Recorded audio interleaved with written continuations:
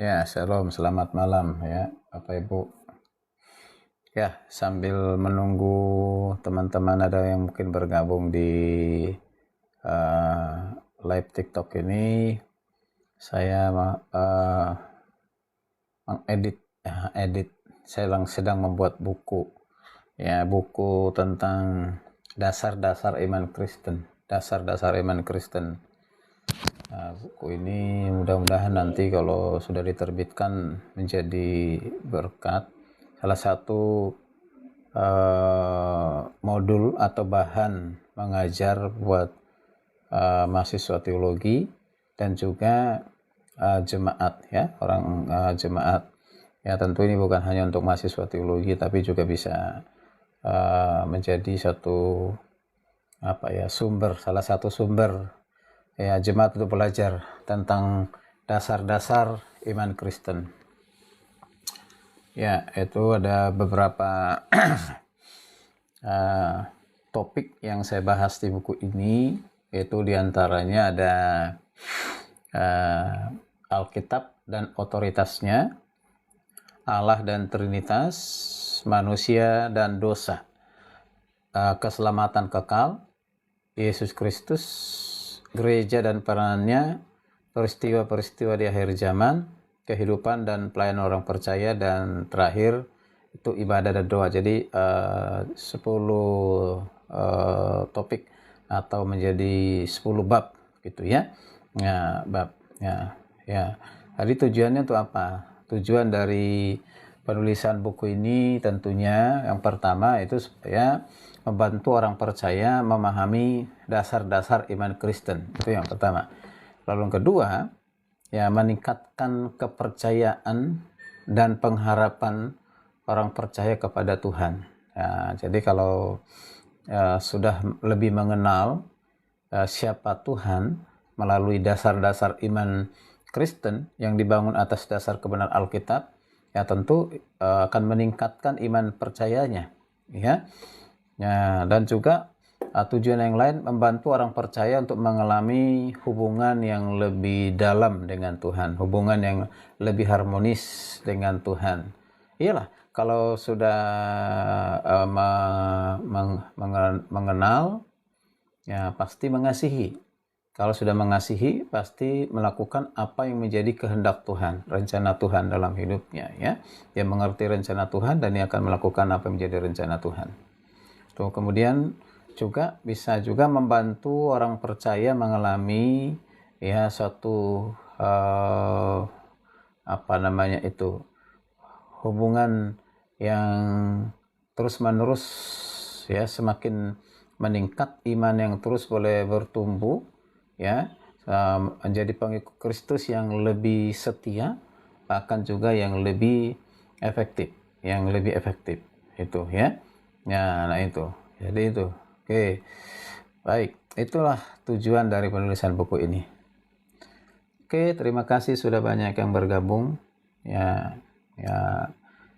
teman-teman yang ada di TikTok, jika ada teman yang lain yang beda keyakinan dengan saya, tidak apa-apa, ya, boleh kita semuanya saling berbagi, ya.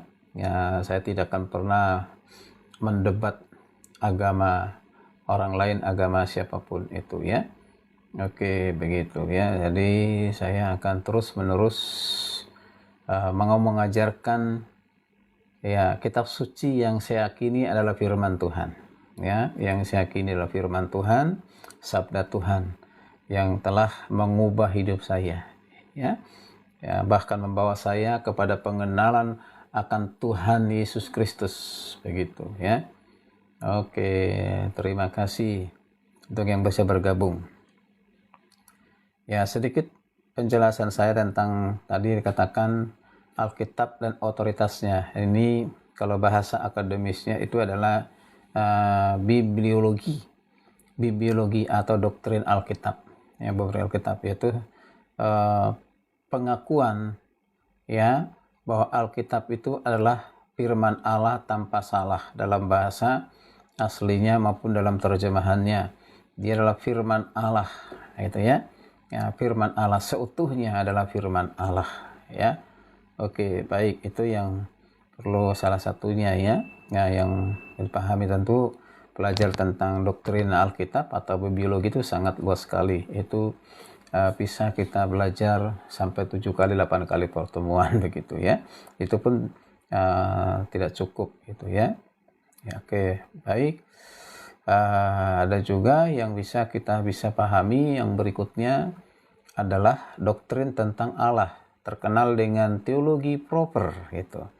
Ya, teologi proper. Ya, teologi proper itu artinya yaitu teologi yang berbicara tentang Allah dan karyanya. Ya, keberadaan Allah, ya, baik nama pribadinya, sebutannya, sifat-sifat yang dimiliki, karyanya, nah itu. Bahkan nanti ada hubungkan dengan Allah Trinitas begitu ya. Nah, Allah Trinitasnya begitu ya. Oke, baik. Jadi itu yang perlu kita pahami bersama-sama dalam buku ini ya. Dan tentunya yang lain. Baik, tadi hari ini saya bukan bicara hal itu hanya sebagai pengantar saja ya, Bapak Ibu. Ya, jadi yang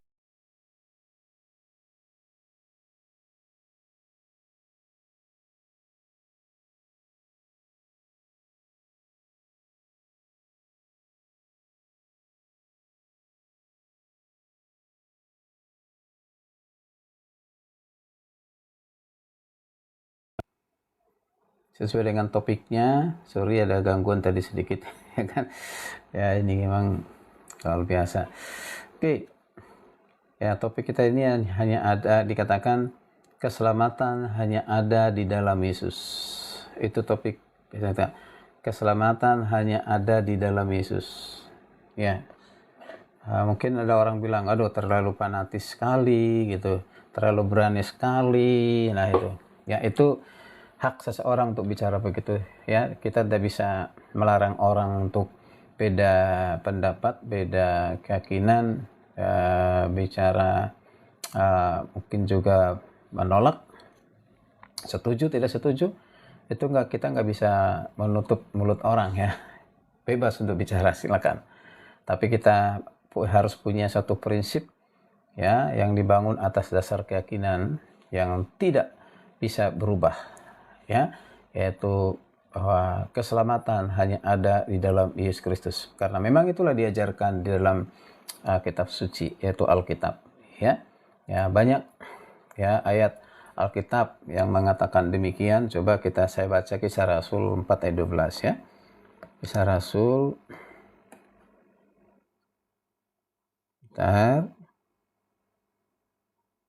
Kisah Rasul 4 ayat 12. Ya, firman Tuhan berkata demikian. Dan keselamatan tidak ada di dalam siapapun juga selain di dalam Dia. Dia ini adalah Yesus ya. Sebab di bawah kolong langit ini tidak ada nama lain yang diberikan kepadanya manusia, olehnya kita dapat diselamatkan. Jadi, jelas dua hal kita perhatikan di sini ya. Keselamatan kekal tidak ada di dalam siapapun. Itu yang pertama. Ya. Selain di dalam Dia, di dalam Yesus. Berarti artinya Yesus Kristuslah satu-satunya jalan keselamatan. Di dalam Yesuslah kita memperoleh keselamatan. Bahkan kata berikutnya, tidak ada nama lain, nama siapapun itu. Mungkin dia sangat terkenal, mungkin dia pemimpin agama, mungkin dia pastor, mungkin dia pendeta, mungkin dia berkuasa di dunia ini. Nama siapapun itu, dikatakan tidak ada nama lain diberikan kepada manusia. Olehnya kita diselamatkan, tidak ada. Dan tidak ada pernah berani ada mengatakan akulah keselamatan itu, percayalah kepadaku. Manusia tidak ada speaker yang berani. Kalau ada yang berani, itu sudah kehilangan logika gitu. Artinya hanya Tuhanlah yang dapat mengatakan hal itu. Ya. Jadi sudah sangat jelas ayat ini, tidak ada nama lain yang di dalamnya memberikan keselamatan selain di dalam Yesus Kristus. Oke. Nah, satu baca firman Tuhan. Kita lihat ya di kitab Yohanes. Kitab Yohanes. Oke, Yohanes 14. Yohanes 14. Yohanes 14 ayatnya yang ke-6 ya, sangat terkenal ayat ini ya. Yohanes, dan ayat ini sudah banyak sekali ya orang dengar sehingga dia percaya kepada Yesus. Katakan begini. Yohanes 14 ayat 6, kata Yesus kepadanya, "Akulah jalan dan kebenaran dan hidup. Tidak seorang pun," ini lagi, "tidak seorang pun yang datang kepadaku kalau tidak melalui aku." Ini bukan Yohanes yang penulis Yohanes ini yang mengatakan. Ini Yohanes hanya tinggal menuliskan aja di Injil Yohanes. Ini adalah perkataan langsung dari Yesus yang mengatakan, "Akulah jalan dan kebenaran dan hidup. Tidak seorang pun yang datang kepada Bapa, datang kepada Allah kalau tidak melalui aku." Perhatikan 3 hal di sini. Pertama jalan, yang kedua dikatakan kebenaran, yang ketiga hidup. Ya, semua orang membutuhkan namanya jalan. Ya, kita di dunia ini membutuhkan jalan dari satu tempat ke tempat yang lain, dari satu rumah keluar ke tempat pekerjaan atau kemanapun kita butuh jalan. Kemanapun kita butuh jalan. Ya, jalan. Nah, itu jalan di dunia ini. Tapi jalan ke tempat yang abadi, yang kekal ke sorga itu, Alkitab katakan tidak ada di tempat lain. Banyak jalan menuju ke Roma, tapi hanya satu jalan menuju ke sorga. Siapa dia? Yesus Kristus. Jalan. Oke, jadi jangan lagi mencari jalan. Ya, berdoa untuk menemukan jalan. Sudah datang jalan itu. Siapa dia? Yesus Kristus. Ya, dialah satu-satunya jalan keselamatan, tidak ada yang lain. Maka dikatakan kebenaran. Aletheia. Ya, aletheia kebenaran. Ya, hanya yang memiliki kebenaran lah yang bisa menjadi jalan. Siapa yang dapat memiliki kebenaran mutlak itu? Manusia tidak satu pun yang benar. Manusia semua sudah berdosa. Siapa manusia berani berkata dia benar 100% mutlak benar? Tidak ada. Hanya Yesuslah yang mutlak benar. Karena apa? Karena dia adalah Allah, maka hanya Allah lah yang benar. Yesus itu adalah Allah. Jelas ya?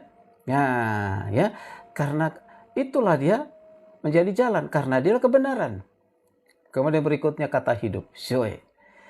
Ya, hidup itu ada bios, ini fisik, ya. Ya, biologi itu tentang makhluk hidup, ya.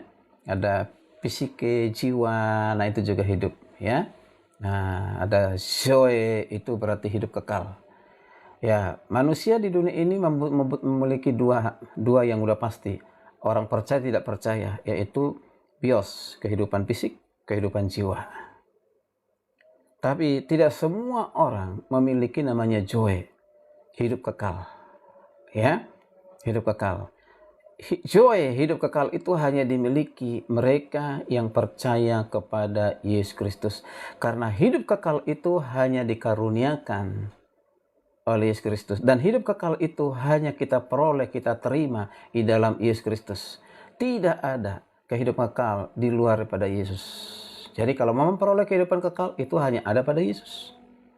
Ya, dan itu dikaruniakan oleh Tuhan bagi orang yang sudah dikaruniakan percaya atau dikaruniakan iman dan percaya kepada Yesus Kristus. Itu adalah satu karunia Tuhan, dan orang itulah yang akan memperoleh kehidupan kekal ataupun keselamatan yang kekal. Itu luar biasa. Ya. Nah, coba kita lihat, ya. Orang percaya dikatakan Yohanes 3:16. Yohanes 3:16. Ya. Oke, Yohanes 3 ayatnya 16. Ini juga perkataan Yesus, ya, melalui Injil Yohanes. Karena begitu besar kasih Allah akan dunia ini, sehingga ia telah mengaruniakan anak yang tunggal, supaya setiap orang yang percaya kepadanya tidak binasa, melainkan beroleh hidup yang kekal. Perhatikan, ya. Pertama, kasih Allah. Tuhan memiliki sifat itu adalah mengasihi. Mengasihi manusia ciptaannya. Ya. Salah satu bukti kasih Tuhan itu adalah ya memberikan apapun kebutuhan manusia di dunia ini. Tetapi ada kasih Tuhan yang tidak dinikmati oleh semua orang, hanya diterima, dinikmati mereka yang sudah percaya kepada Kristus. Maka dikatakan, kasih Allah itu dibuktikan dengan apa? Mengutus, mengaruniakan anaknya yang tunggal, Yesus Kristus, datang ke dunia ini. Yang katakan firman yang menjadi manusia. Ya, firman yang telah menjadi manusia. Mau percaya atau tidak, dan itu sudah dilakukan oleh Tuhan. Dia turun dari sorga, datang ke dunia. Dia bukan berasal dari dunia, tapi dia berasal dari sorga, datang ke dunia. Firman yang telah menjadi manusia. Ya, mengapa harus menjadi manusia? Karena akan menjadi tebusan bagi manusia yang berdosa. Ya, manusia yang tidak berdosa lah yang dapat menjadi korban tebusan bagi manusia berdosa. Yaitu siapa dia? Manusia berdosa, manusia yang tidak berdosa. Satu-satunya hanya adalah Yesus Kristus. Ya, karena dia harus menjadi korban penebus dosa seperti yang sudah ya dikatakan ribuan tahun oleh para nabi. Ya, sudah dinubuatkan tentang apa? Tentang kedatangan Kristus sebagai manusia di dunia ini, mulai dari kelahirannya, ya, tempat lahirnya, visi misinya, ya, kemudian kehidupannya di dunia ini, penderitaannya, dia disalibkan, dia akan dibangkitkan pada hari yang ketiga. Nah, itu semua sudah dibicarakan oleh para nabi. Wow, luar biasa. Itu panjang untuk menjelaskan hal itu. Ya, tepat, sangat tepat, tidak meleset sedikit pun, tidak melenceng sekalipun, sedikit pun dari apa yang dikatakan oleh para nabi. Ya, itu luar biasa. Jadi, dia sudah datang ke dunia ini. Ya, satu-satunya. Kalau dikatakan tadi anak yang tunggal, tunggal itu berarti monogenes, satu-satunya, tidak ada yang lain. Ya, yang seperti Yesus, hanya Yesus saja. Untuk apa? Supaya setiap orang yang percaya kepadanya, kepada siapa? Kepada anak tunggal Allah, kepada Yesus itu, Alkitab katakan tidak binasa, melainkan beroleh hidup kekal. Jadi, siapa yang dapat memperoleh hidup kekal? Adalah mereka yang sudah percaya kepada anaknya yang tunggal, yang sudah percaya kepada Yesus Kristus. Dia adalah Tuhan, dia adalah juru selamat. Wow, luar biasa. Ya, luar biasa. Ada orang bilang, kok manusia dipertuhankan? Ya, siapa yang mempertuhankan manusia? Tapi ingat, ya, dia adalah firman yang telah menjadi manusia, tidak bisa disangkal. Dia adalah manusia sejati ketika firman menjadi manusia. Tetapi dia juga adalah Allah yang sejati. Dia adalah Allah yang sejati. Ya, nah, jadi dua sifat ini dimiliki dalam satu pribadi, namanya Yesus Kristus. Wow, luar biasa ya. Ya, kalau kita perhatikan, saya baca ayatnya 18, Yohanes 3:18 berkata demikian. Ya, barang siapa percaya kepadanya, ia tidak akan dihukum. Ya, setiap manusia yang sudah berdosa itu seharusnya dihukum. Ya, Roma 6 ayat 23, upah dosa ialah maut. Itu kematian yang kekal. Maut itu adalah kematian, baik kematian secara fisik dan juga kematian kekal, kebinasaan. Ya, nah perhatikan di sini.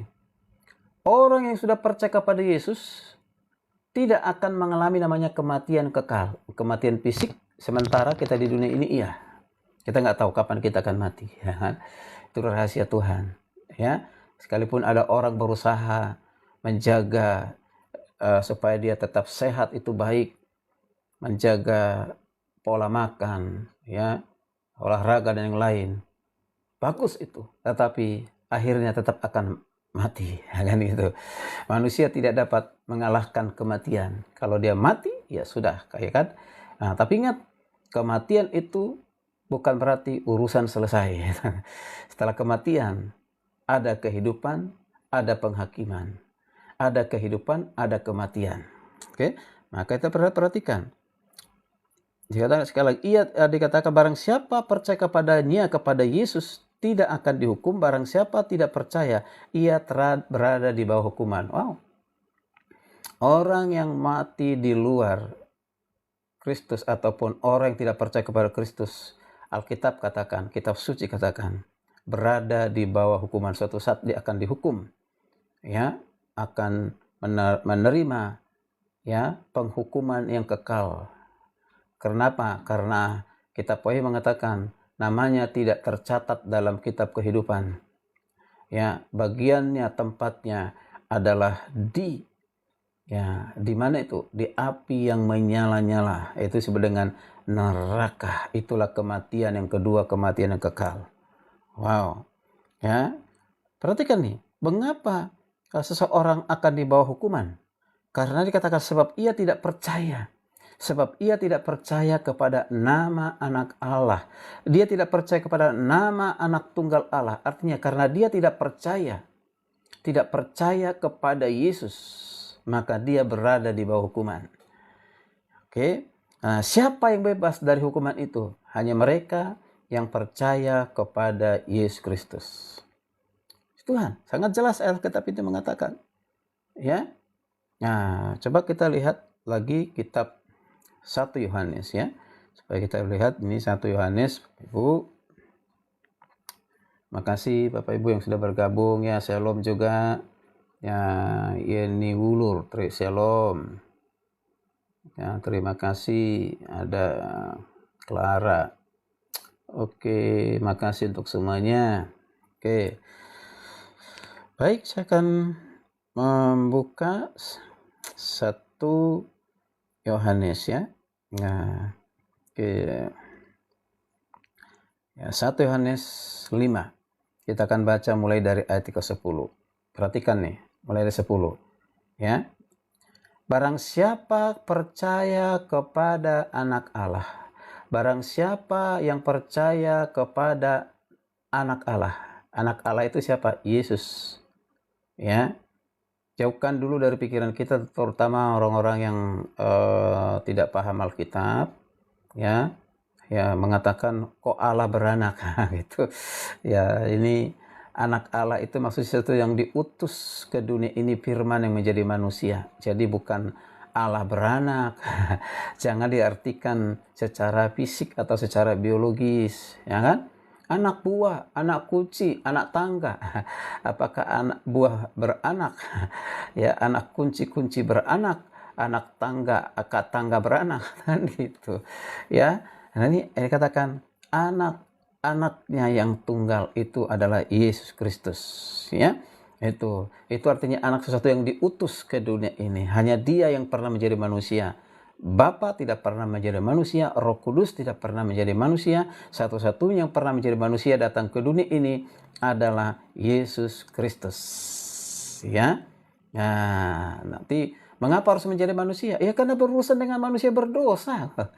Ya kan? Ya kan, bisa nggak dengan jenis yang lain? Biasa saja, tapi untuk apa? Nggak ada gunanya, kan begitu. Karena Dia punya rencana bagi manusia berdosa. Semenjak manusia yang pertama jatuh dalam dosa, itu mewarisi dosa bagi semua keturunannya. Ya, satu orang berdosa yaitu Adam, maka semua keturunannya menjadi berdosa. Ya, maka dikatakan Roma 3:23, semua orang telah berbuat dosa. Perhatikan, semua orang telah berbuat dosa dan telah kehilangan kemuliaan Allah. Semua orang. Tidak ada yang berani berkata, aku tidak berdosa. Siapa yang berani berkata demikian? Saya pun tidak berani berkata, aku bukan orang berdosa. Semua orang. Ya, jangan sangkali Alkitab. Semua orang. Ya. Perhatikan di sini, semua orang yang telah berbuat dosa dan kehilangan kemuliaan Allah ini Roma 6 ayat 23, upah dosa ialah maut, kematian yang kekal. Ya, semua orang berdosa yang tidak percaya kepada nama anak Allah akan dihakimi, akan dihukum, akan masuk di dalam penghakiman yang kekal, yaitu kematian yang kekal. Ya, oke. Jadi sudah jelas, perhatikan ya. Kita ulangi lagi. Ya, barang siapa yang percaya kepada anak Allah, ia mempunyai kesaksian itu di dalam dirinya.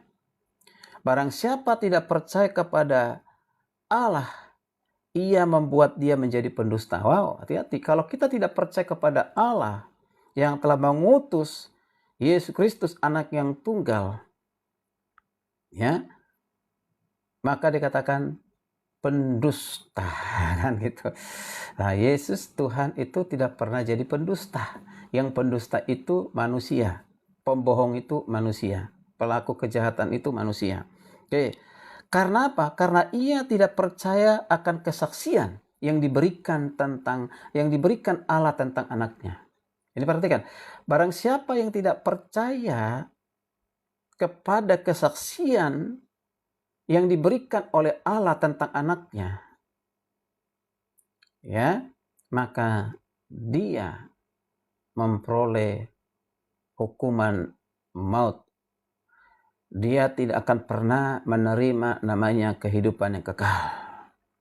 Ya, siapa yang dapat memperoleh kehidupan yang kekal itu? Nah, ini ayat 11.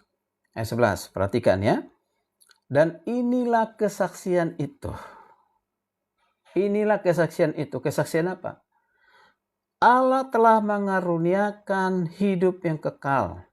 Allah telah mengaruniakan hidup yang kekal kepada kita. Siapa ini kita? Manusia yang percaya kepada nama anak Allah. Dan hidup itu ada di dalam anaknya. Hidup itu ada di dalam anaknya. Hidup itu ada di dalam anaknya, yaitu di dalam Yesus Kristus. Hidup yang bagaimana yang dimaksudkan di sini? Dalam konteks ini adalah hidup yang kekal. Hidup yang kekal itu hanya ada di dalam anaknya, hanya ada di dalam Yesus Kristus. Ya. Jadi dari mana kita memperoleh kehidupan kekal itu, keselamatan kekal itu hanya ada di dalam Yesus Kristus. Maka dikatakan begini, ayat yang berikutnya, ayat 12. Barang siapa memiliki anak, nah ini hati-hati, jangan salah tafsirkan. Ya, barang siapa memiliki Yesus, artinya percaya kepada Yesus, bahwa ia akan memiliki hidup. Ya, katakan, ia memiliki hidup. Barang siapa percaya kepada Yesus, ia memiliki hidup. Hidup bagaimana? Hidup yang kekal. Barang siapa tidak memiliki anak, barang siapa tidak memiliki Yesus, barang siapa tidak percaya kepada Yesus, ia tidak memiliki hidup. Ia tidak memiliki hidup kekal. Ia tidak memiliki keselamatan kekal. Berarti kalau tidak memiliki keselamatan kekal, berarti apa? Kematian yang kekal. Hanya kan dua, kehidupan kekal, kematian kekal. Nah, kan gitu.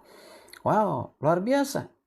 Pertanyaannya, apakah kita manusia yang sudah percaya kepada Kristus, yang hidup sementara ini di dunia ini, menanti ajal, menanti kapan kita ya meninggalkan dunia ini dan kita pasti mati? Dengarkan ini, dapatkah kita mengetahui kita masih dalam kehidupan yang semu ini, kehidupan sementara ini di dunia ini, dapatkah kita mengetahui bahwa kita telah memiliki keselamatan, bahwa kita telah memiliki kehidupan kekal? Jawabannya di ayat yang ke-13 dari 1 Yohanes 5 ayat 13. 1 Yohanes 5 13. Dikatakan, semua itu kutuliskan kepadamu. Tentang apa yang dituliskan itu tadi itu? Barang siapa memiliki anak, ya kan?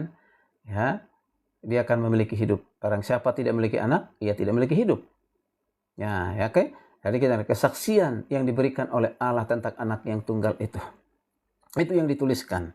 Maka dikatakan, ya, supaya kamu lihat, semua itu kutuliskan kepada kamu, supaya kamu yang percaya kepada nama anak Allah, supaya kamu yang percaya kepada nama anak Allah, yang percaya di dalam nama Yesus Kristus, yang percaya kepada Yesus Kristus. Perhatikan kata ini. tahu bahwa kamu memiliki hidup yang kekal. Tahu bahwa kamu memiliki hidup kekal. Tahu bahwa kamu memiliki hidup kekal. Jadi dapatkah kita mengetahui kehidupan kekal dalam kehidupan sementara ini? Tahu. Ini. Jelas. Tahu. Ini suatu kepastian. Luar biasa. Saya tahu ini justru setelah sudah umur dewasa ya, 23 tahun ya. Waktu saya dulu mengikuti satu KKR kebaktian rohani, di sana ada penginjilan, ditantang untuk terima Yesus. Kemudian pernah saya diinjili oleh anak-anak muda, memperkenalkan Yesus. Nah, berarti itu di usia lulus baru 1 tahun lulus SMA lah kan, usia 21 tahun, 22 tahun itu ya. Ya, saya percaya terima Yesus sebagai Tuhan Juru Selamat. Gitu. Baru saya tahu ayat ini, Alkitab ini luar biasa. Ternyata kita bisa tahu. Makanya keselamatan itu telah kita peroleh, sedang kita peroleh, karena kita masih ada hidup di dunia, dan akan kita peroleh di dalam kepastian bersama dengan Tuhan Yesus di surga. Wow, kehidupan kekal untuk selama-lamanya. Wow, luar biasa. Saya sangat bersyukur kepada Tuhan. Itu hanya satu karunia Tuhan. Ya, makanya sangat sayang atau prihatin kepada orang-orang tadinya Kristen, tinggalkan kekristenan ya. Karena apa? Karena ingin bahagia, ingin punya harta, kekayaan, ingin punya segala-galanya, supaya dapat jabatan yang lebih tinggi, supaya dapat istri yang cantik, suami yang cakep, yang ganteng. Pokoknya kebahagiaan dunia. Ingat, itu kebahagiaan itu bisa kau peroleh, tapi kebahagiaanmu itu sementara. Kau akan tinggalkan itu. Tapi kebahagiaan yang sejati itu bukan di situ. Bukan di harta, bukan di uang, bukan di istri, bukan di suami, bukan di kekayaan, bukan di kemegahan dunia. Tetapi kebahagiaan sejati itu adalah di dalam Yesus Kristus. Ketika kita percaya kepada Kristus, engkau bisa menderita di dunia ini. Engkau bisa kekurangan di dunia ini. Jangan bilang kalau ikut Yesus semuanya lancar, semua berjalan dengan baik, semua akan berkelimpahan. Itu teologi kemakmuran. Ya, memang kita pasti diberkati oleh Tuhan. Bukan berarti kita tidak perlu uang. Kita bukan berarti tidak perlu yang lain-lain. Selama kita hidup ini, kita perlu itu, tapi bukan itu jaminan kebahagiaan kita. Jaminan kebahagiaan kita adalah ketika ada Yesus di dalam hati kita. Ya, kalau engkau ganti keyakinan, sesungguhnya karena engkau pertama belum mengenal siapa Yesus. Engkau hanya beragama Kristen. Ya beda. Ya, Kristen itu artinya dari kata Kristianos, Kristus di dalam diri seseorang. Kapan Kristus di dalam diri seorang? Ketika Tuhan karuniakan karuniakan iman percaya kepadanya. Iman percaya dikaruniakan Tuhan. Ya, bukan karena kita dapatkan, kita peroleh dari diri kita sendiri, dikaruniakan oleh Tuhan bagi siapa yang telah dipilihnya, diselamatkannya. Ya, dan sekaligus dikaruniakan keselamatan karena iman percaya kita, keselamatan yang hanya ada di dalam Yesus Kristus. Maka dikatakan di Yohanes 10, saya baca Yohanes 10 ayat 10 ya. Yohanes 10 iya, ayatnya yang ke-10. Oke. Dikatakan, pencuri datang hanya untuk mencuri dan membunuh dan membinasakan. Ini bukan kata pencuri seperti yang biasa maling datang ke rumah, ya bukan. Ini berbicara tentang iblis ini, ya. Iblis setan, ya, yang pekerjaannya membunuh dan membinasakan. Makanya iblis itu berusaha, ya, membuat banyak orang supaya jangan percaya kepada Tuhan Yesus, supaya menolak Yesus. Itu pekerjaan iblis itu, ya kan? Ya, percaya atau tidak terserah Anda, ya kan begitu. Ya, itu segala usaha untuk tujuannya apa?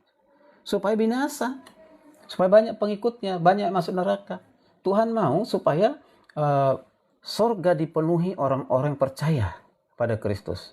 Tapi setan, iblis, kemauannya supaya neraka penuh dan surga kosong. Tapi tidak mungkin surga pernah kosong, karena sudah banyak orang-orang percaya dari perjanjian lama, perjanjian baru, dan yang masa kini ada di sana. Wow, luar biasa, ya kan?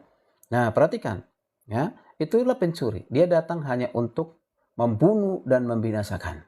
Itu setan iblis. Tapi beda dengan kedatangan Tuhan Yesus. Tuhan Yesus mengatakan apa? Aku datang kata Yesus supaya mereka ya mempunyai hidup dan mempunyai dalam segala kelimpahan. Perhatikan, supaya mereka Yesus datang supaya mereka yang percaya kepada Yesus, supaya mereka mempunyai hidup. Hidup di sini apa? Zoe. Hidup yang kekal. Jadi bukan hanya hidup yang sekarang ini, yang kita bisa makan, minum, ya, dan memakai pakaian yang bagus dan yang lain sebagainya untuk fisik kita.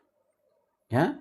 Ya, jadi hidup di sini yang dikatakan oleh Yesus adalah hidup yang kekal.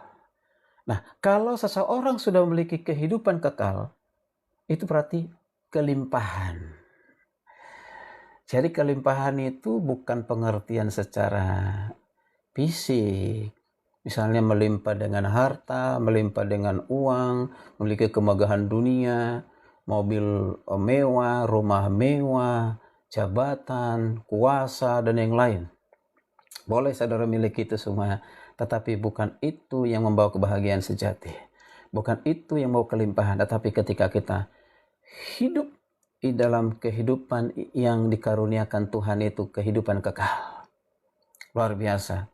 Kehidupan itu selama-lamanya. Jadi nggak sebanding dengan kehidupan semu itu, kehidupan yang ada di dunia ini. Tidak sebanding. Maka dikatakan berkelimpahan. Ya, berkelimpahan artinya tidak bisa dibandingkan dengan apapun. Tidak bisa diukur dengan apapun. Begitu, ya. Ya, jadi itu kehidupan itu. Ingat, hidupmu di dunia ini hanya sementara. Kalau kamu bisa berumur 70 tahun, puji Tuhan, umur 80 tahun, bahkan mungkin 100 tahun, tetap aja pasti kita mengalami namanya kematian. Pastikan setelah engkau mati, kamu kemana? Ke sorga atau ke neraka? Memperoleh kematian yang kekal atau kehidupan yang kekal. Dari sekarang, kita bisa memahami, mengerti hal itu. Kematian kekal berarti karena menolak Yesus Kristus sebagai Tuhan Juru Selamat. Kehidupan kekal karena percaya menerima sebagai Tuhan Juru Selamat. Ya. Oke. Yohanes 1:12 saya baca ya. Yohanes 1:12. Yohanes 1 ayat yang ke-12 berkata begini Bapak Ibu ya. Nah, saya baca dulu ayat yang ke-11 dulu supaya ada pembanding gitu ya. Yang pembanding ya. Yohanes 1 ayat 11 berkata, ia datang kepada milik kepunyaannya, tetapi orang-orang kepunyaannya tidak menerimanya. Ia datang kepada milik kepunyaannya. Siapa maksudnya ini? Ia datang, Yesus datang. Itu ketika dia datang pertama kali ya ke dunia ini menjadi manusia. Ya. Bahkan kalau kita pun beritakan kepada mereka sekarang ini, yaitu dikatakan milik kepunyaannya. Siapa milik kepunyaannya? Secara bangsa, Israel adalah milik kesayangan Tuhan. Ya. Nah, ya bangsa Israel itu bangsa yang kokoh, yang kuat, yang jaga dilindungi oleh Tuhan secara bangsa. Tapi keselamatan itu bukan secara bangsa. Keselamatan itu adalah pribadi, personal. Nah, itu ya. Nah, dikatakan gini. Tetapi orang kepunyaannya itu bangsa Israel, karena nanti kalau baca ayat ini secara keseluruhan, ayat sebelumnya ini bicara tentang Israel. Ya. Kepunyaannya tidak menerimanya, artinya menolaknya. Bangsa Israel masih menanti juru selamat sampai hari ini, juru selamat yang lain. Tapi suatu kelak ketika Tuhan datang yang kedua kali, ketika Yesus datang kedua kali, baru mereka akan percaya. Kalau sekarang ini secara bangsa mereka masih menolak, tetapi secara personal sudah cukup banyak. Ya, nah, dari keturunan Benyamin, nah sudah banyak yang percaya kepada Yesus, bahkan mereka menjadi penginjil, maka mereka menjadi misionaris. Nah, ya. Oke. Nah, ayat 12. Tetapi semua orang yang menerimanya, semua orang, ya, siapapun yang menerimanya, menerima Yesus. Dikatakan diberinya kuasa menjadi anak-anak Allah. Diberinya kuasa menjadi anak-anak Allah. Siapa itu? Yaitu mereka yang percaya dalam namanya. Yang percaya dalam nama Yesus, yang menerima Yesus, dikaruniakan, diadopsi, yaitu dikatakan menjadi anak-anak Allah. Jadi anak-anak Allah artinya pengikut Kristus, orang percaya kepada Kristus. Makanya kita bisa memanggil Tuhan itu Bapa. Ya Bapa, ya Abah. Mengapa? Hanya mereka yang telah menjadi anaklah yang dapat memanggil Tuhan itu Bapa. Ya. Kalau dia belum milik Tuhan Yesus, belum milik Bapa, nggak bisa panggil dia itu Bapa. Ya, sama anak saya kandung yang sedara dengan saya, ya, yang satu marga dengan saya, itu anak kandung saya, maka dia panggil Bapa. Sekalipun ada semarga dengan saya, tetapi anak tetangga, anak orang lain, tidak bisa dipanggil saya Bapa secara Bapa kandungnya, ya, gitu. Nah, jadi Bapa mungkin panggil hanya sebagai kehormatan saja. Ya, oke, kita lihat. Jadi siapa yang akan menjadi anak-anak Allah yang memperoleh keselamatan kehidupan kekal itu? Yaitu mereka yang percaya di dalam nama Yesus Kristus. Percaya dan menerima Yesus Kristus sebagai tunjuk selamat. Jadi percaya itu pasti di dalamnya ada pengertian menerima. Tidak ada percaya, lalu dibilangnya percaya sih percaya, ya kan? Ya, percaya nggak Yesus Tuhan? Percaya. Ya, lalu kalau ditanya, nanti kalau kamu mati kemana? Waduh, ntar dulu. Ya, siapa yang tahu gitu kan? Kita kan belum pernah ke surga. Siapa yang tahu itu? Nah, tidak ada yang tahu. Jangan sok tahu lah kan itu tadi, padahal kebenaran firman Tuhan kan sudah jelas. 1 Yohanes 5 ayat yang ke-13.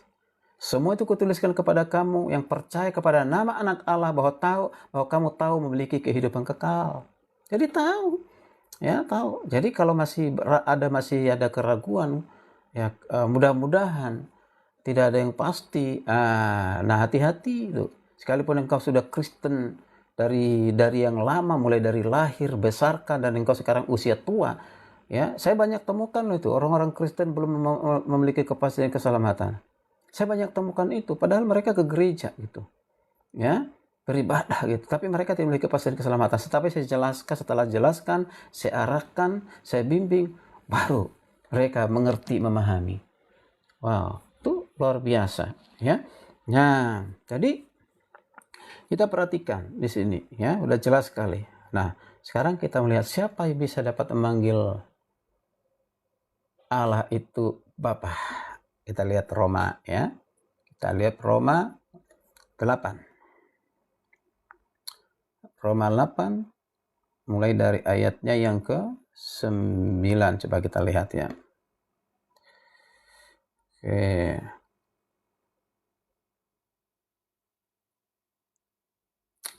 Oke.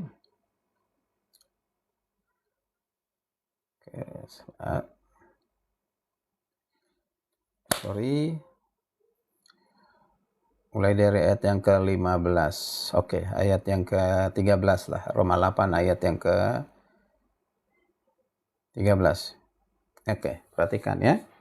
Ya, 13. Roma 8 ayat 13 yang punya Alkitab bisa dibuka ya. Roma 8 ayat 13 kita akan baca. Dikatakan mulai dari 13. Sebab jika kamu mau hidup menurut daging, kamu akan mati. Kalau kamu hidup menurut daging ini, dan dalamnya ini hidup kita ini, menurut daging kamu akan mati. Ya. Kematian kekal tuh, ya. Jadi jangan hanya hidup secara daging, tapi roh dan jiwamu nanti akan mati, binasa. Ya. Tapi dikatakan, tetapi jika oleh roh kamu mematikan perbuatan tubuhmu, maka akan kamu hidup. Jadi harus mematikan segala keinginan-keinginan dunia, kedagingan ini sebagai tanda bukti bahwa kita adalah anak Allah. Hawa nafsu, kejahatan, dosa, korupsi, kolusi, nepotisme, apapun itu yang merugikan orang lain, tindak kejahatan kepada Tuhan yang dilakukan oleh kedagingan ini, kita katakan harus dimatikan. Kalau kita mau percaya kepada Tuhan, kalau kita sudah percaya kepada Tuhan, itu harus dimatikan. Nah, perhatikan ya ayat 14. Masih dalam Roma 8 ayat 14. Semua orang yang dipimpin roh Allah, ini dia. Semua orang yang dipimpin roh Allah adalah anak Allah. Jadi ketika orang percaya kepada Kristus sebagai Tuhan Juru Selamat, dikaruniakan kepadanya Roh Allah, Roh Kudus. Ya, bukan berarti kalau dikaruniakan Roh Allah kepada kita, kita jadi Allah. Tidak, manusia tidak akan pernah mungkin menjadi Allah. Maka dikatakan adalah anak Allah. Ya, jadi orang yang sudah percaya kepada Kristus dikaruniakan Roh Kudus, maka dia adalah anak Allah. Nah, perhatikan ayat 15. Sebab kamu tidak menerima roh perbudakan yang membuat kamu menjadi takut lagi. Tetapi kamu telah menerima roh. Kamu telah menerima roh yang menjadikan kamu anak Allah. Menerima roh yang menjadikan kamu menjadi anak Allah. Roh Kuduslah yang menjadikan kita anak Allah. Kita dimateraikan oleh Roh Kudus. Kapan itu? Ketika kita mendengarkan Injil. Nanti ayat firman Tuhan akan saya jelaskan hal itu di kitab Efesus pasal yang 1. Kan oleh roh itu kita berseru, ya Abah, ya Bapa. Roh Kudus yang ada dalam diri kita yang sudah percaya kepada Yesus, kita ini anak-anak Allah, maka kita panggil dia Tuhan itu, ya Abah, ya Bapa. Dia Bapa kita yang sangat dekat dengan kita, yang sangat mengasihi kita. Oke, itu luar biasa. Maka ayat 16, perhatikan ini. Roh itu bersaksi bersama-sama dengan roh kita. Kita manusia punya roh. Roh kita, bahwa kita adalah anak-anak Allah. Jadi kapanpun orang yang sudah percaya kepada Kristus, roh yang ada di dalam dirinya itu Roh Kudus dengan rohnya akan bersaksi bahwa dia adalah anak-anak Allah. Akan bersaksi bahwa dia adalah anak-anak Allah yang sudah percaya kepada Kristus. Dia akan memberitakan Yesus Kristus sebagai Tuhan Juru Selamat. Tidak ada ketakutan. Yang adalah keberanian. Rasa takut itu biasa, tapi jangan sampai dikuasai oleh rasa takut. Ya, ayat yang ke-17. Ya, masih Roma 8:17. Dan jika kita adalah anak, ya, maka kita juga adalah ahli waris. Kita ini menjadi ahli waris karena kita ini anaknya. Jadi bukan hanya bisa kita panggil dia Bapak, kita menjadi ahli waris. Maksudnya orang-orang yang berhak menerima janji-janji Allah. Orang-orang yang berhak menerima janji-janji Allah itu siapa? Anak-anak Allah. Janji-janji Allah itu banyak. Salah satu janji Allah itu adalah keselamatan yang kekal, kehidupan kekal. Itu surga itu. Wow, luar biasa. Maka banyak janji yang lain. Jadi jangan tekankan janji itu hanya secara fisik, secara biologis, berkat kesembuhan, berkat keuangan. Ya, bukan itu ya yang utama, ya. Kita butuhkan itu betul, ya. Oke. Nah, kita perhatikan yang akan menerimanya bersama-sama dengan Kristus, yang akan menerimanya bersama-sama dengan Kristus. Jadi kita akan menerima janji keselamatan itu bersama dengan Kristus. Dari Kristus suatu saat kita akan hidup bersama dengan Kristus di dalam kekekalan. Wow, luar biasa. Supaya kita juga dipermuliakan bersama-sama dengan Dia. Dipermuliakan bersama-sama dengan Yesus kelak. Luar biasa, ya. Ya. Dan juga akan bersama-sama menderita dengan Dia. Penderitaan di dunia ini bukan karena dosa kita, ya, tapi karena iman kita kepada Yesus. Mungkin orang lain mengolok-olok kita, merendahkan kita, mengucilkan kita, mengkapir-kapirkan kita. Nah, itu penderitaan. Mungkin kita diusir, tidak boleh beribadah, dilarang beribadah, dipersulit mendirikan gereja, nah, kan, dan yang lain sebagainya. Kita membuat menderita. Ingat, penderitaan itu tidak melunturkan, menghancurkan iman kita kepada Yesus. Sekali Yesus tetap Yesus. Amin. Si Tuhan. Ya. Mari kita lihat. Jadi keselamatan bukan karena perbuatan baik, bukan karena amal, bukan karena ibadah, bukan karena perpuluhanmu, bukan karena engkau rajin beribadah. Engkau lakukan semuanya itu untuk memperoleh keselamatan, maka engkau tidak akan pernah memperoleh keselamatan. Tapi engkau lakukan itu karena engkau sudah memperoleh keselamatan. Dan harus lakukan, harus berbuat baik, harus beramal, harus beribadah, harus berikan persembahan, harus melayani. Semua kita lakukan, bukan untuk menyogok Tuhan supaya kita diselamatkan, tetapi karena kita bagian yang sudah diselamatkan. Kita lihat beberapa ayat Alkitab yang membuktikan, menunjukkan bahwa keselamatan itu bukan karena perbuatan baik manusia. Oke? Ya, satu kita lihat Efesus. Efesus, ya. Saya akan perhatikan di kitab Efesus pasal yang kedua. Saya akan baca ayat 8 sampai 9. Perhatikan. Silakan buka Alkitab Efesus 2 ayat 8 dan 9. Firman Tuhan berkata demikian. Sebab karena kasih karunia kamu diselamatkan oleh iman. Ya, perhatikan. Sebab karena kasih karunia kamu diselamatkan. Jadi keselamatan itu yang kita peroleh dalam Yesus Kristus itu karena kasih karunia. Kasih karunia itu artinya pemberian, anugerah. Diberikan kepada orang yang tidak layak untuk menerimanya. Sehingga manusia tidak satupun layak untuk menerimanya. Mengapa? Karena kita manusia berdosa. Hanya karena kasih karunia Tuhan. Hanya karena pemberian Tuhan. Ya. Dan juga dikaruniakan apa? Iman. Ya. Iman keselamatan. Jadi kita beriman kepada Yesus bahwa kita memperoleh keselamatan dalam Yesus. Itu iman daripada Tuhan. Iman itu bukan hasil doa. Iman itu bukan karena pemberian orang. Iman itu bukan karena kita mencarinya, tapi iman itu dikaruniakan Tuhan kepada kita. Pada saat kita mendengarkan Injil, percaya kepada Kristus sebagai Tuhan Juru Selamat. Ya. Nah, perhatikan. Jadi karena keselamatan, karena anugerah, perhatikan. Dikatakan lagi penekanannya. Bukan hasil usahamu. Perhatikan, bukan hasil usahamu. Bukan hasil pekerjaanmu. Tapi dikatakan pemberian Allah. Tuhanlah yang memberikan. Ya. Ya. Kalau keselamatan itu karena usaha kita, karena perbuatan baik kita, karena amal kita, manusia bisa jadi sombong. Maka dikatakan, bukan hasil pekerjaanmu, jangan ada orang memegahkan diri.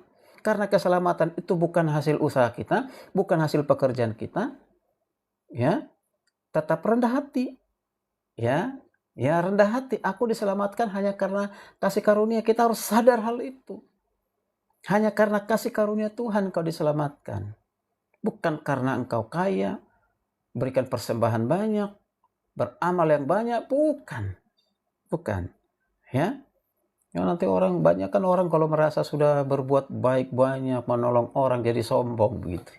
Hati-hati loh, ya. Nah, oke. Nah, perhatikan di ayat 10 dikatakan gitu. Ayat 10 masih di Roma 8 ayat yang Efesus 2 Efesus 2 ayat yang ke-10 gini. Ya. Karena kita buatan Allah. Made in God. Buatan Allah diciptakan di dalam Kristus Yesus.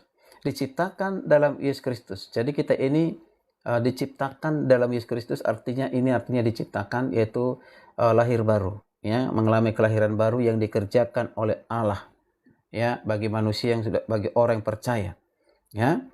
Ya, untuk dikatakan apa? Ketika kita sudah lahir baru, diciptakan dalam Kristus Yesus, sudah ada di dalam Yesus Kristus, artinya sudah memperoleh keselamatan dalam Yesus Kristus, kita sudah menjadi anak Allah. Apa yang kita lakukan? Dikatakan, untuk melakukan pekerjaan baik. Untuk melakukan pekerjaan baik. Nah, jadi jangan ini. Melakukan pekerjaan baik supaya diselamatkan, supaya memperoleh kehidupan kekal, supaya menjadi anak Allah. Jangan dibalik. Tidak ada Alkitab yang mengajarkan begitu. Ya, diciptakan dalam Kristus Yesus, ya. Maka dikatakan kita harus melakukan perbuatan baik. Maka lakukanlah semua tadi perbuatan baik itu. Ya. Berbuat baik, menolong orang lain, tidak egois, tidak hanya memikirkan diri sendiri, ya. Rajin beribadah, rajin berdoa, tekun baca Alkitab, ya, terbeban menolong orang yang membutuhkan dan lain-lain. Kita harus lakukan itu semuanya. Bukan untuk mengejar surga, bukan untuk mengejar keselamatan, tapi karena kita adalah bagian dari orang yang sudah diselamatkan itu, ya. Oke. Ya, kita perhatikan. Saya ngasih tahu ini. Terlalu banyak orang yang sungguh-sungguh giat melakukan hal-hal rohani, pekerjaan sepertinya pekerjaan Tuhan begitu, ya. Tetapi Alkitab katakan, tanpa pengertian yang benar, mereka belum diselamatkan. Ada nggak ayat Alkitab itu mengatakan? Ada. Oke, mari kita lihat. Sebelum ke situ ini dulu. Ini tadi salah satu bukti bahwa keselamatan ini bukan karena usaha, bukan karena pekerjaan manusia. Ada nggak ayat Alkitab yang lain seperti itu? Ada, banyak. Tapi saya tunjukin satu lagi ya, yaitu Titus 3. Titus 3. Oke, saya akan buka Titus 3 ayat yang kelima. Silakan buka Titus 3 ayat 5 bagi Bapak Ibu yang masih bergabung ya. Oke, firman Tuhan berkata demikian. Ya. Pada waktu itu dia telah menyelamatkan kita. Yesus telah menyelamatkan kita. Bukan karena perbuatan baik yang kita lakukan. Perhatikan, bukan karena perbuatan baik yang kita lakukan. Kalau itu karena apa? Tetapi karena rahmat-Nya, karena anugerah-Nya, karena kasih karunia-Nya, karena pemberian-Nya, karena lahir baru, perdamaian kelahiran kembali, oleh pembaharuan yang dikerjakan oleh siapa? Yang dikerjakan oleh Roh Kudus. Wow, luar biasa kan? Jadi penekanannya, keselamatan itu keselamatan dalam Yesus bukan karena perbuatan baik kita, tapi karena rahmat-Nya. Ya, oke. Sekarang kita lihat tadi yang katakan orang sungguh-sungguh kelihatannya melakukan pekerjaan rohani gitu ya, tapi tidak selamat. Itu mengerikan itu. Kalau begitu kita sudah kelihatannya sungguh-sungguh melayani, sudah sungguh-sungguh melakukan kegiatan-kegiatan rohani, tapi dikatakan tidak diselamatkan gitu ya. Oke, mari kita lihat ya. Kitab Roma pasal yang ke-10. Kitab Roma pasal ke-10. Kitab Roma pasal 10 ayat 1 sampai 3. Boleh dicatat. Kitab Roma pasal 10 ayat 1 sampai 3. Saya akan baca ya. Ini perkataan Rasul Paulus. Kita tahu siapa Rasul Paulus. Dia adalah rasul yang dipilih oleh Tuhan. Selain rasul-rasul yang lain, dia dari keturunan Benyamin. Dia orang Yahudi. Dia seorang Farisi, ahli Taurat.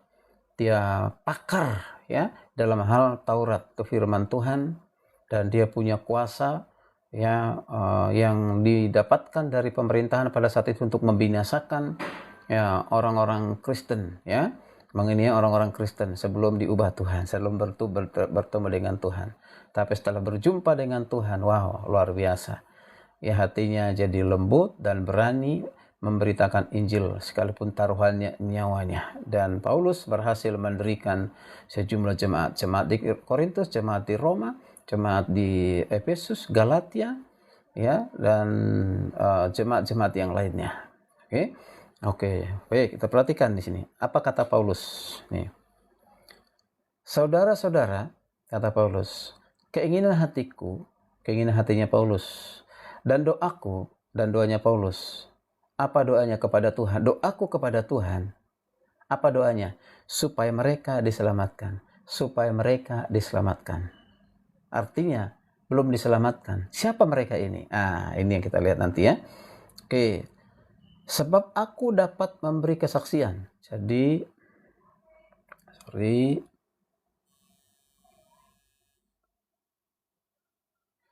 kita perhatikan. Paulus mengatakan sebab aku memberikan kesaksian tentang mereka. Jadi Paulus ini menjadi saksi karena dia orang Yahudi, ya, keturunan Benyamin. Dia seorang guru agama, orang Farisi ahli Taurat, ya kan gitu ya. Nah, jadi saksilah, ya, saksi tentang mereka bahwa mereka sungguh-sungguh giat untuk Allah. Perhatikan bahwa mereka yang disaksikan oleh Paulus itu, yang dilihat oleh Paulus itu, sungguh-sungguh giat untuk Allah. Jadi kata mereka ini dalam konteks ini nanti baca di pasal 9. Ini bicara tentang bangsa Israel yang punya Taurat. Para nabi berasal dari sana. Ya, Yesus lahir dibesarkan di sana. Ya, dikatakan bahwa mereka dikata sungguh-sungguh giat untuk Allah. Memang giat untuk Allah. Mereka sangat giat untuk Allah. Giat untuk apa? Memberikan korban. Giat untuk kebait Allah. Giat melakukan hal-hal yang rohani. Tetapi ini yang sangat memprihatinkan ya, atau kita katakan sangat disayangkan ya. tetapi tanpa pengertian yang benar. Tanpa pengertian yang benar. Jadi melakukan semua itu tanpa pengertian yang benar. Mengapa demikian? Di ayat ketiga. Sebab oleh karena mereka tidak mengenal kebenaran Allah. Siapa itu? Tidak mengenal kebenaran Allah itu. Yesus Kristus yang sudah datang itu. Ditolak tadi, ingat Yohanes 1 ayat 11 ya. Dia datang kepada milik kepunyaannya, tapi milik kepunyaannya menolaknya, tidak menerimanya. Ya kan? Ya, mengapa? Karena mereka tidak mengenal. Dia hanya melihat awalnya mereka mau Yesus itu datang sebagai pemimpin yang menyelamatkan mereka dari jajahan Romawi. Memberikan kemerdekaan dari generasi secara fisik, secara politik gitu kan. Tapi Yesus datang bukan untuk itu, Yesus datang secara rohani. Ya, tidak mengenalnya. Mengapa? Oleh karena mereka berusaha mendirikan kebenaran mereka sendiri. Itu. Jadi mereka berusaha mendirikan kebenaran sendiri, maka mereka tidak takluk kepada kebenaran Allah. Mereka tidak takluk kepada kebenaran Allah yang telah dinyatakan di dalam Kristus Yesus. Mereka tolak. Sungguh-sungguh untuk Allah. Tapi mereka belum diselamatkan. Sungguh-sungguh untuk Allah. Tanpa mengenal kebenaran Allah. Mereka mendirikan kebenaran sendiri. Nah, orang seperti ini katakan tidak diselamatkan. Belum memperoleh keselamatan. Bukankah sekarang ini juga banyak orang Kristen kelihatannya sungguh-sungguh giat untuk Allah? Oh, aku sudah melayani. Aku jadi guru sekolah minggu. Ya, aku sudah melayani Tuhan. Ya, berkorban, memberikan persembahan, bangun gereja, dan yang lain sebagainya. Aku sudah jadi pastor, jadi pendeta. Semua itu tidak jaminan. Makanya orang bilang, ada pencipta lagu rohani. Lagu rohaninya sampai saat ini masih memberkati banyak orang. Tetapi pencipta itu, ya katanya sudah pindah keyakinan yang lain. Ya, orang bisa menciptakan lagu, bisa saja karena ingin mendapatkan uang lebih banyak, supaya lebih populer. Bukan karena dia sudah ada di dalam Tuhan. Maka dia harus lakukan dengan profesional. Menguasai musik, menguasai not, menguasai nada. Kan gitu. Bisa. Orang bisa jadi pendeta. Kan mengapa? Karena apa? Ingin jadi dihargai, dihormati. Gitu. Ya. Ya, atau menjadi kaya karena melihat ada pendeta yang kaya. Gitu. Tapi ada orang yang tidak mau jadi pendeta. Mengapa? Karena dalam image pikirannya pendeta itu miskin. Begitu. Kan? Luar biasa. Jadi itu Bapak Ibu sangat jelas sekali. Ya kan kita lihat ya. Jadi itu tidak menjadi jaminan. Itu ada anak mahasiswa saya ngeluh gitu, Pak, padahal dia pendiri satu pelayanan ministry, tapi kok bisa meninggalkan Kristus. Jadi sampai matinya ya. Ya, matinya akhirnya dengan keyakinan yang baru. Sesungguhnya sebenarnya dia belum percaya. Ya, belum percaya. Hanya tahu, ya kan gitu. Tahu dengan percaya belum tentu, karena percaya itu dikaruniakan Tuhan. Ketika Tuhan mengaruniakan, maka Tuhan memelihara, menjaganya. Ya, tidak akan pernah dibiarkan ditinggalkan oleh Tuhan dalam segala situasi kondisi apapun. Ya, oke. Jadi dia mungkin hanya meninggalkan agama Kristen saja, bukan meninggalkan Kristus. Ketika orang percaya kepada Kristus dengan sungguh-sungguh, maka percaya dan iman itu selama-lamanya, dan keselamatan itu akan menjadi miliknya. Ya, keselamatan kekal untuk selama-lamanya akan menjadi miliknya. Ya, jika ada orang tadinya orang Kristen lalu keyakinan orang lain, ya kalau dia masih hidup kemungkinan nanti bertobat. Tapi kalau sampai matinya di situ berarti dia sebenarnya belum orang percaya yang sungguh-sungguh. Oke, hanya mencari kebahagiaan saja melalui agama lain, gitu ya. Bahagia yang semu, suatu saat nanti akan menyesal. Kalau menyesalan di neraka ya nggak ada artinya. Lebih baik dari sekarang bertobat, kan gitu ya. Oke, baik, puji Tuhan. Nah, itu, jadi itu tadi ya kita sudah jelas ya, sangat jelas di situ. Jadi Bapak Ibu sudah jelas, keselamatan hanya ada di dalam Yesus Kristus. Keselamatan kekal hanya ada di dalam Yesus Kristus. Ya. Miliki itu, bukan hanya dipahami, dimengerti. Pastikan kita sudah orang yang sudah percaya kepada Kristus sebagai Tuhan, menerima sebagai Tuhan Juru Selamat. Saya buka Roma 10 ayat 9 ya. Roma 10 ayat yang ke-9. Nah, Roma 10 ayat 9 berkata demikian. Sebab jika kamu mengaku dengan mulutmu, mengaku dengan mulut ini, pengakuan. Kalau mulut berarti kan bersuara ya kan, bersuara, kan ada satu pengakuan dengan suara disaksikan oleh Tuhan dan orang lain bahwa Yesus adalah Tuhan, bahwa Yesus adalah Tuhan, mengaku dengan mulut bahwa Yesus adalah Tuhan. Kemudian ternyata tidak cukup dengan mulut, dan percaya dalam hatimu, percaya dalam hatimu bahwa Allah telah membangkitkan Dia di antara orang mati, maka kamu akan diselamatkan. Siapa yang akan diselamatkan itu? Mengaku dengan mulut bahwa Yesus Kristus adalah Tuhan, mengaku bahwa Yesus yang anak Allah itu telah mati dan dibangkitkan. Mati dan dibangkitkan. Berarti pentingnya pengakuan tentang kematian dan kebangkitan Kristus, karena itulah dasar iman kita. Dia telah mati bukan untuk dirinya sendiri, dia mati untuk menebus dosa orang berdosa. Dosa manusia berdosa maksudnya. Dosa manusia, kita ini yang berdosa. Dia mau menggantikan kita, rela menggantikan kita di kayu salib menjadi korban yang sempurna demi menebus saudara dari kebinasaan itu, menebus kita dari dosa yang membawa kepada kematian yang kekal itu, dan kita akan lepas dari kematian yang kekal itu ketika kita percaya kepada penebusan Kristus ketika dia mati di kayu salib.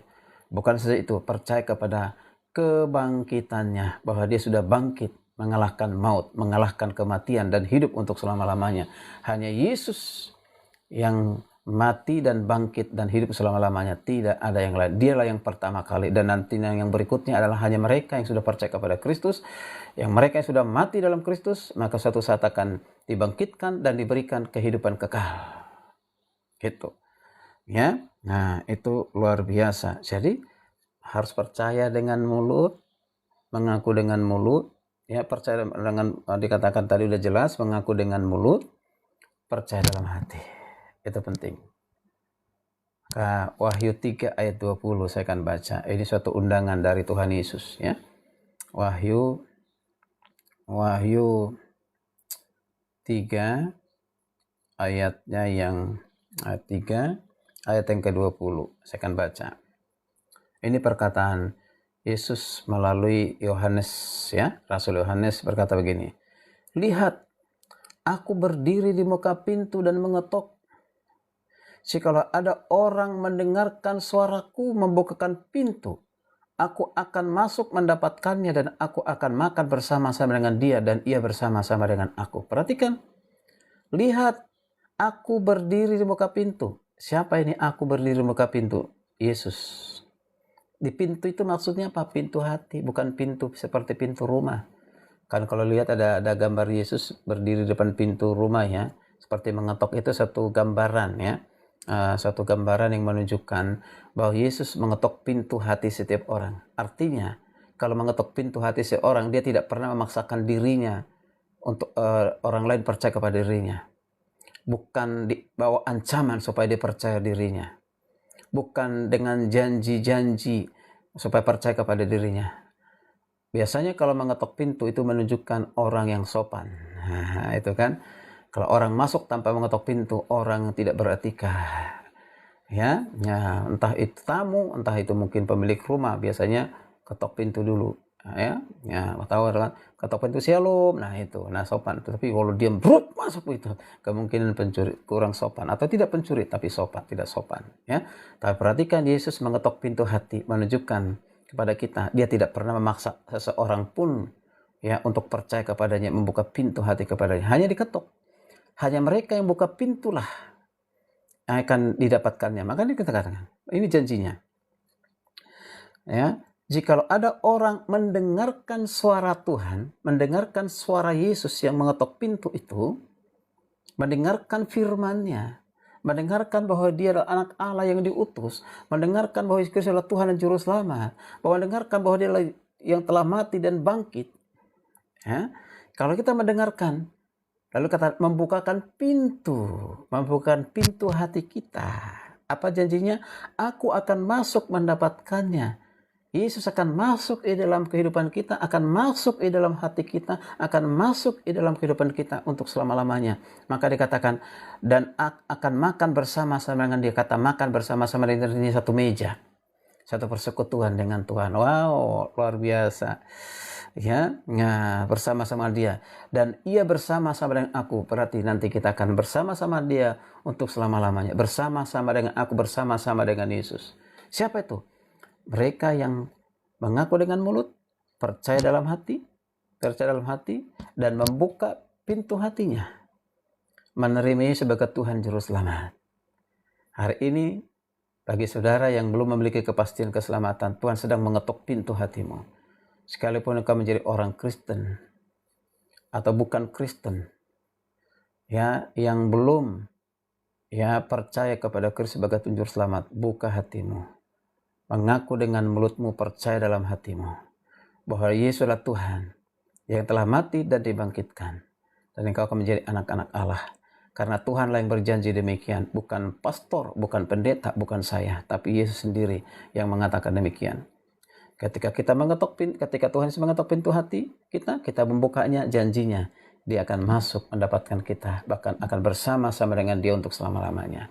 Haleluya, puji Tuhan. Ya, kiranya ini bermanfaat bagi kita semuanya. Maaf kalau saya tidak membuka untuk tanya jawab, saya hanya menyampaikan, beritakan kepada orang lain, ya. Oke, baik. Tadi saya sudah sampaikan kesaksian saya percaya terima Yesus. Saya itu pada tahun 1993 yang lalu, ya. Saya dilahirkan, dibesarkan di keluarga Kristen. Bahkan saya pernah jadi guru sekolah minggu, pernah jadi ketua muda-mudi di gereja berapa kali, bahkan pernah jadi pengurus muda-mudi, ya kan, ya, untuk Jabodetabek yang berasal dari satu kampung. Tetapi ternyata saya lakukan itu hanya sebagai kegiatan agama saja, menunjukkan bahwa saya orang Kristen, tanpa pemahaman yang benar, tanpa pengertian yang benar, ya. Lakukan itu.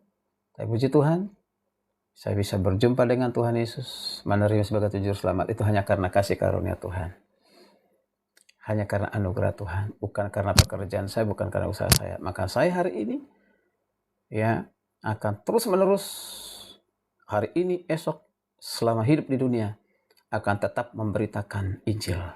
Karena Injil adalah kekuatan Allah yang menyelamatkan. Siapa itu Injil? Adalah Yesus Kristus, dia Tuhan dan Juru Selamat. Puji nama Tuhan. Sekali lagi, Yesus Kristuslah satu-satunya jalan keselamatan. Hanya di dalam Yesus kita memperoleh keselamatan, tidak ada di tempat lain. Berbahagialah kita yang sudah terima Yesus. Jangan hanya terima Yesus, tapi beritakan kepada orang lain. Berakar kuat di dalam ajaran Kristus, berubah dan menghasilkan buah, yaitu membawa jiwa-jiwa kepada Kristus. Bukan membawa jiwa ke gereja, kepada Kristus saja. Kalau dia mau mencari gereja tempat ibadah, baru kita arahkan. Oke, terima kasih untuk semua yang bergabung. Salam hormat. Tuhan Yesus memberkati Bapak Ibu saudara kasih Tuhan. Sehat selalu. Tuhan berkati dalam keluarga, usaha, pekerjaan, apapun yang sedang dipikirkan, direncanakan, dilakukan. Kiranya Tuhan Yesus membuat semuanya berhasil. Terimalah berkat dari Tuhan, ya, yaitu berkat dari Bapa di surga yang melindungi, memberkati saudara. Berkat dari kasih sayang dari Tuhan Yesus Kristus Juru Selamat kita, dengan pimpinan kuasa Roh Kudus yang melindungi, menyertai, memberkati kita, menjadikan kita saksinya di dunia ini. Berkat Tuhan di dalam nama Bapa, Anak, dan Roh Kudus, dari hari ini sampai selama-lamanya. Shalom, sampai ketemu lagi. Tuhan berkati.